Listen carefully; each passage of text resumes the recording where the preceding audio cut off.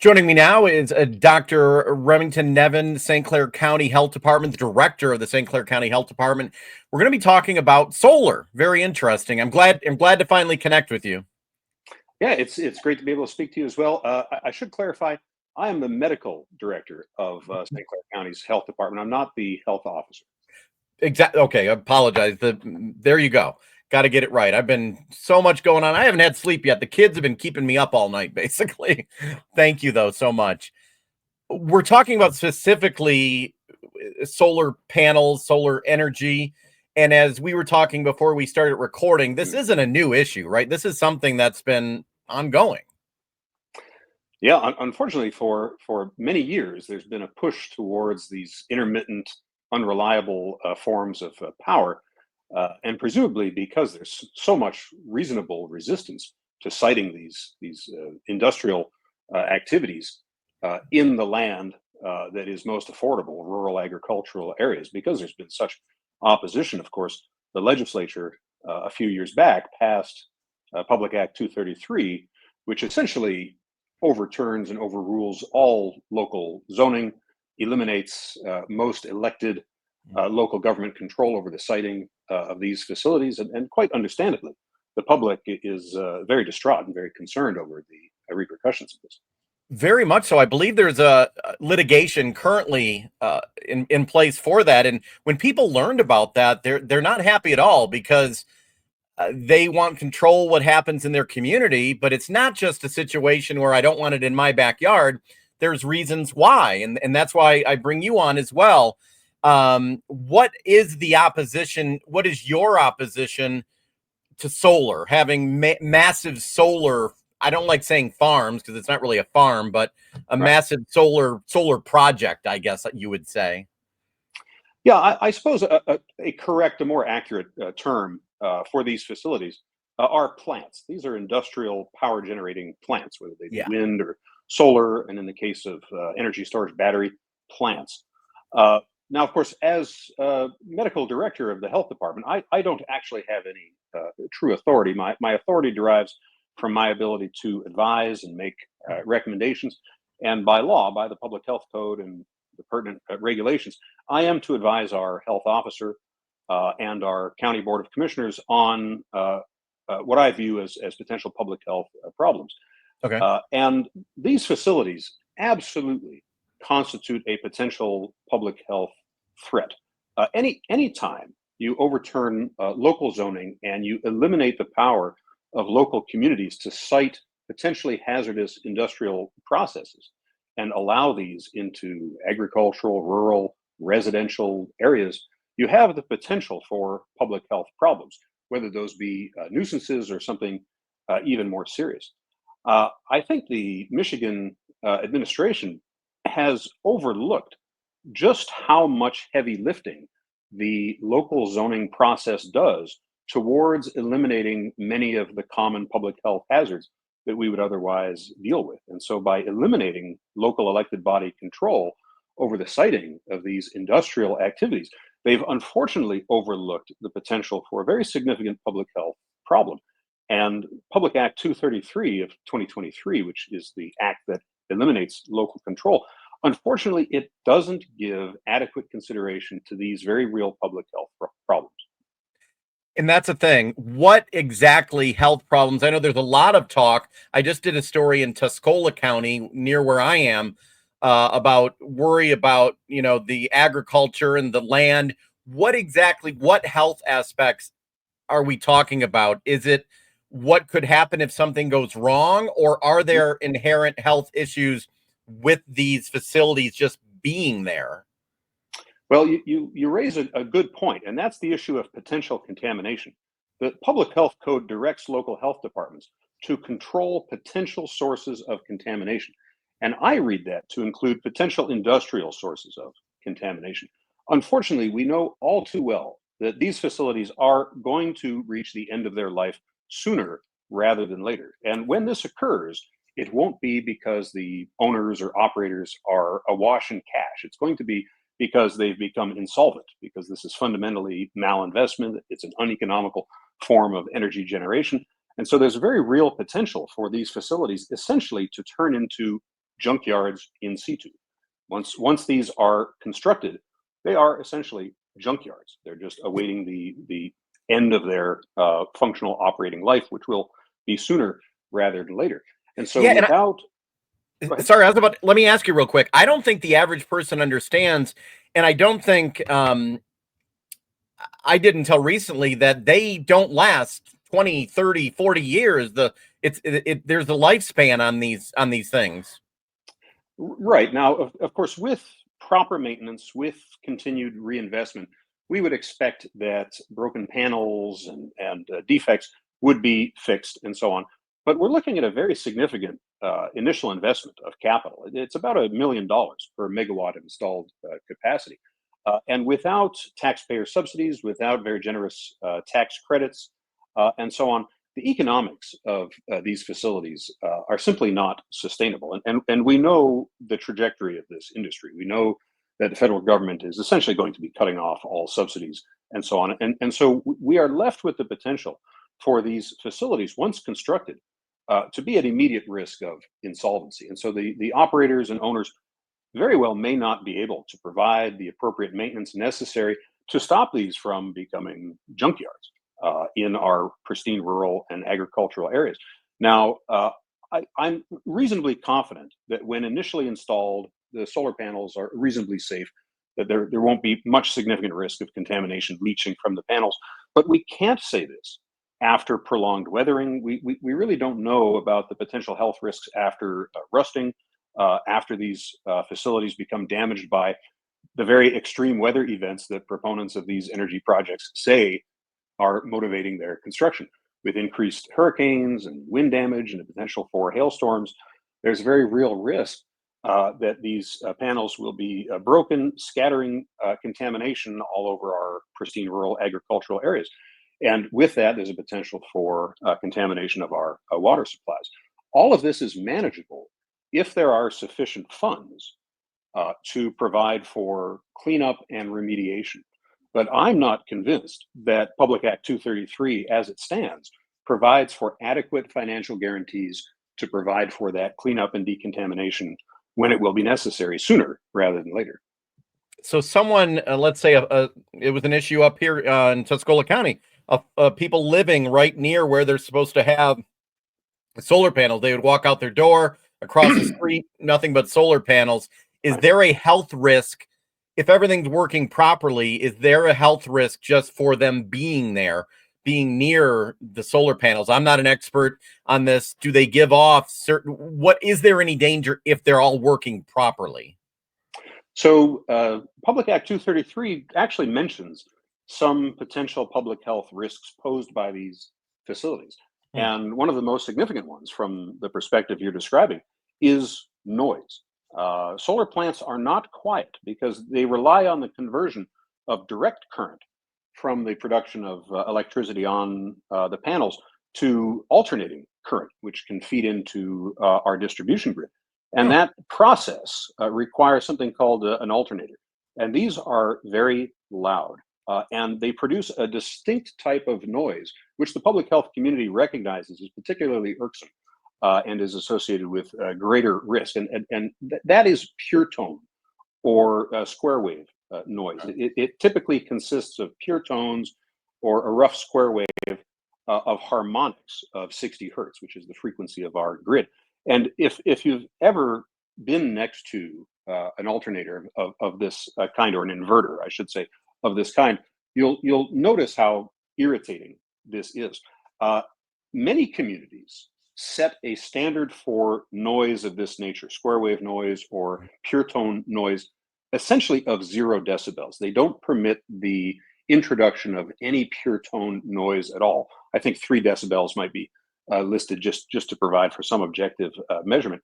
But it's Okay. increasingly common for public health regulatory activities to strictly limit the creation of pure tone noise. And unfortunately, the Public Act 233, as it's written, makes no provisions at all for the restriction of this very irksome pure tone noise. And in fact, states that a public health risk is not present, or an unreasonable public health risk is not present, if the facility makes up to, I believe, 55 decibels.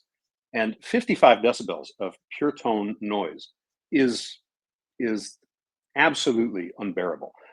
And for those residents who would be surrounded by these facilities and the multiple inverters or alternators that would be required to funnel this power into the grid, it would be close to torture for Wow. them if they had their windows open on a sunny day when the volume was at a maximum. I would encourage you to visit the sites of some existing facilities and see and hear for yourself just how bothersome this noise is.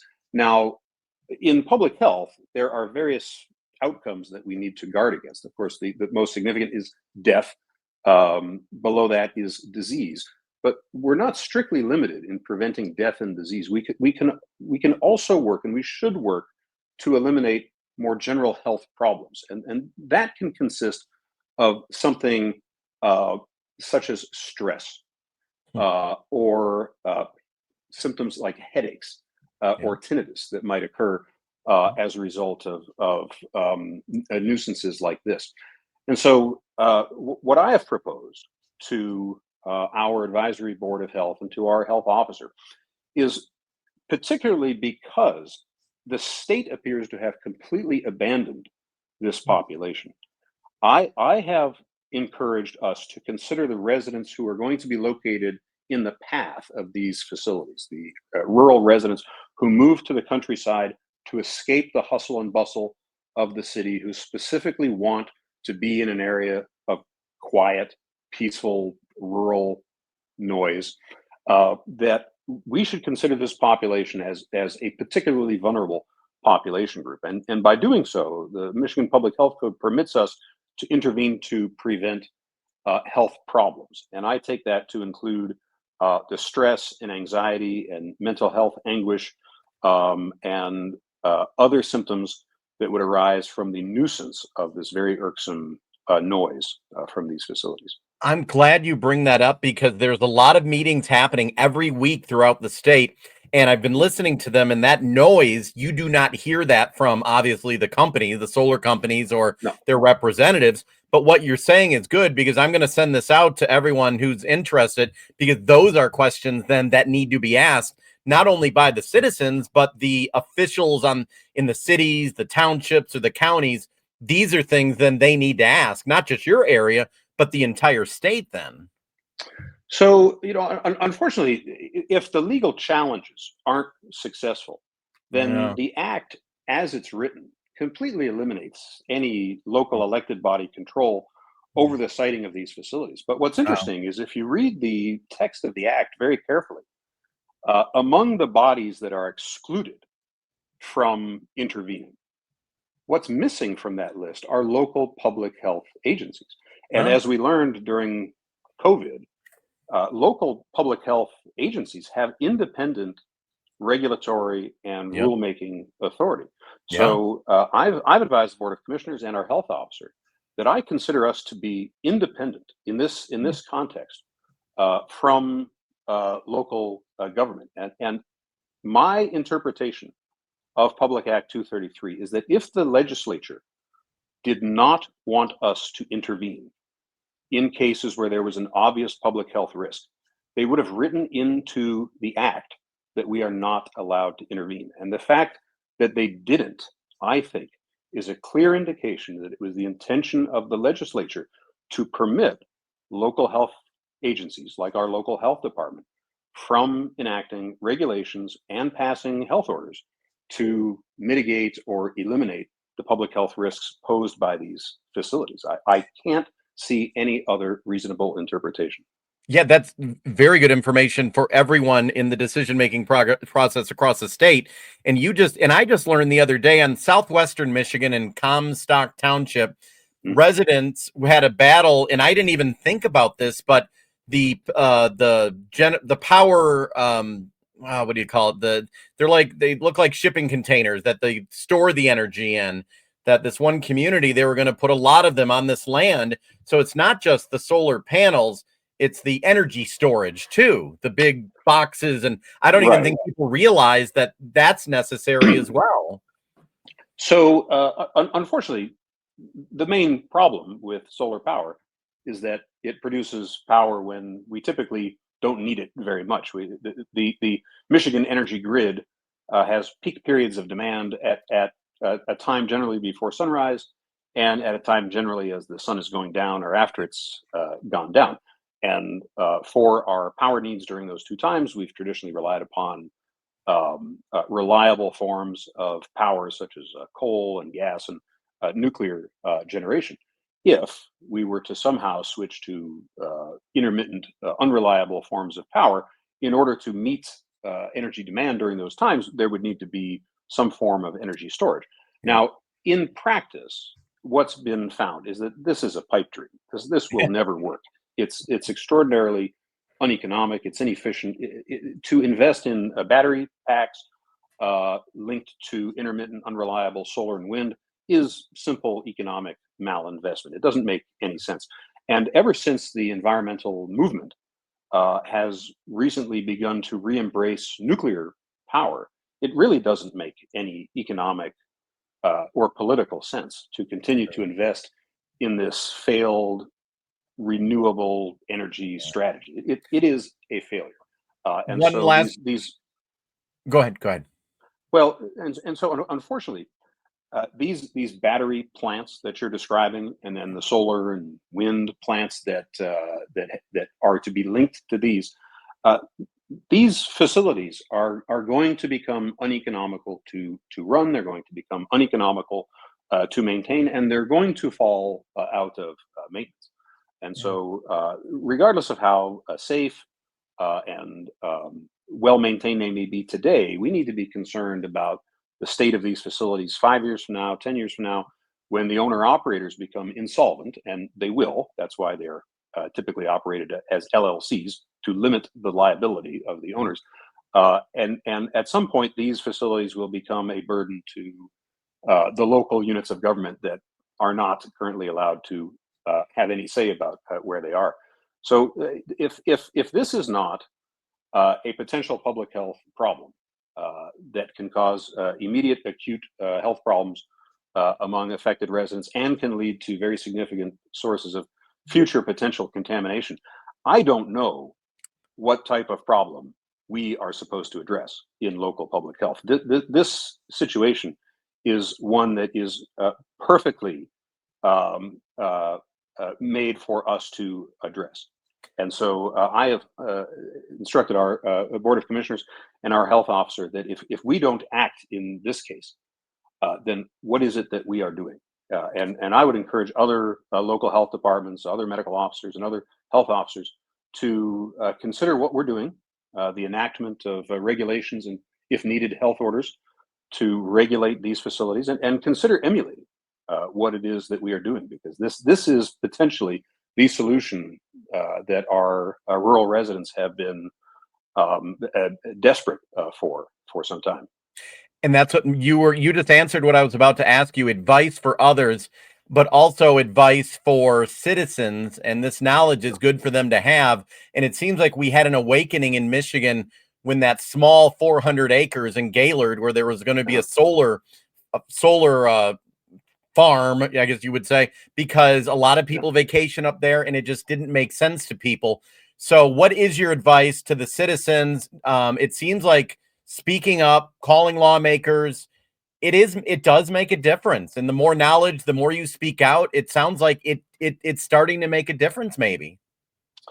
Yeah. So unfortunately, local elected bodies are, other than joining efforts at litigation, which may very well succeed, because this law is blatantly unconstitutional at face value. But it's only unconstitutional if members of the court agree, and occasionally even the Supreme Court can make errors in this regard. So Oh, so yeah. local jurisdictions may be limited in what they can do immediately. That being said, local health departments and district or regional health departments do have the power to act. They absolutely do have the power to act. Yeah. The Public Health Code provides us with the ability to implement our own local regulations to control potential health threats and to control potential sources of contamination.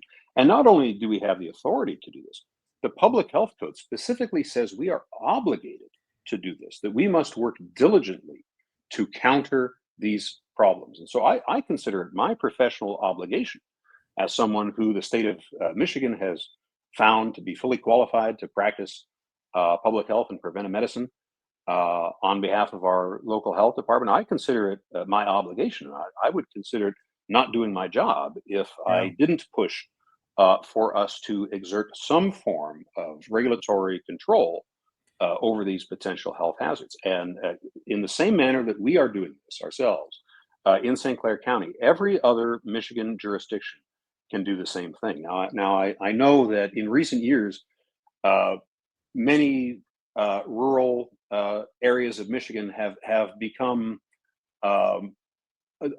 unfortunately, they felt let down by their local health departments because their local health departments pursued policies and pursued priorities that really were not in keeping with the values of the residents they served. There was Yeah. this very paternalistic, I know best attitude.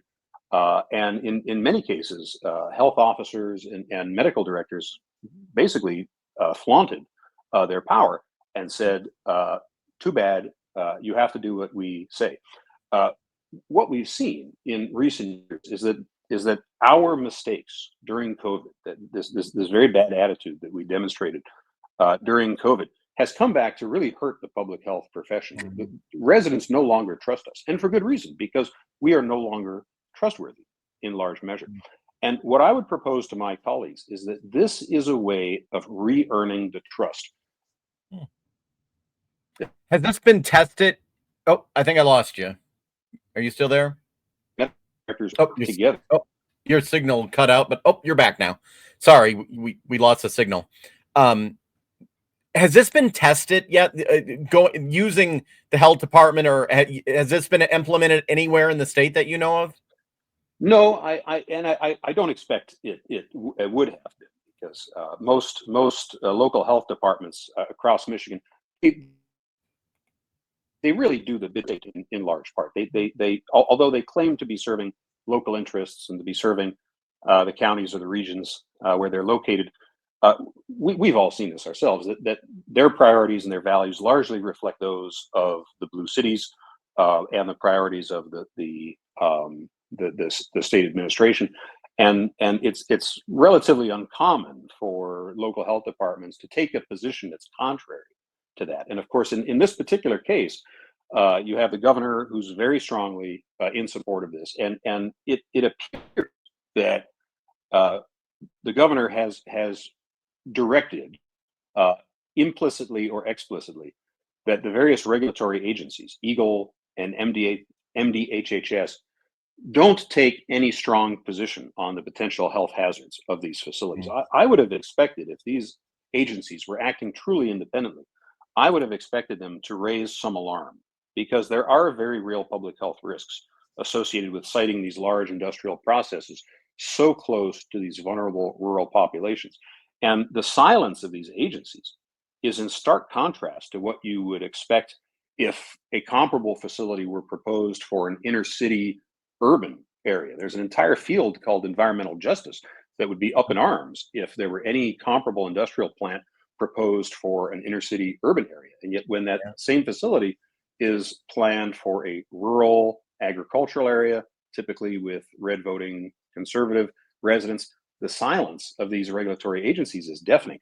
And this reflects the biases and the priorities of the current administration. And unfortunately, local health departments have largely fallen in line with those priorities. So I would encourage my colleagues in local health departments to take a stand, to stand up for the needs of your local residents, and to consider regulating these facilities through your authority. Local regulation could ensure that these facilities do not pose a public health risk, and could provide for adequate financial resources to properly clean these sites up in the inevitable case a few years from now that they fall out of repair and require cleanup. Wow. I really appreciate you joining us. And if someone across the state is watching, a health department or health officer somewhere, they can probably reach out to you. I'm assuming through the county, because they may have questions. I have a lot of people watching, so I'm assuming you'd be willing to talk to someone else if they have questions or how to work this through. Yes, absolutely.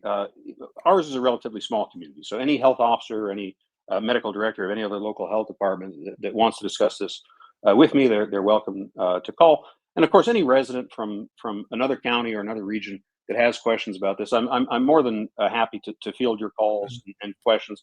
Obviously, I can't get directly involved in activities outside of our county, but potentially, depending on the circumstances, I'd be happy to speak to appropriate personnel there. And I'm always happy to educate folks about these very real health risks associated with these facilities. The more information, the better. That's what I always say. The more information, the better. So I appreciate you joining. I would like to have you on again, because this is an issue that's not going away, but I really thank you for taking the time. Yeah, it's my pleasure. It's been great speaking with you, and I'll look forward to talking to you again soon.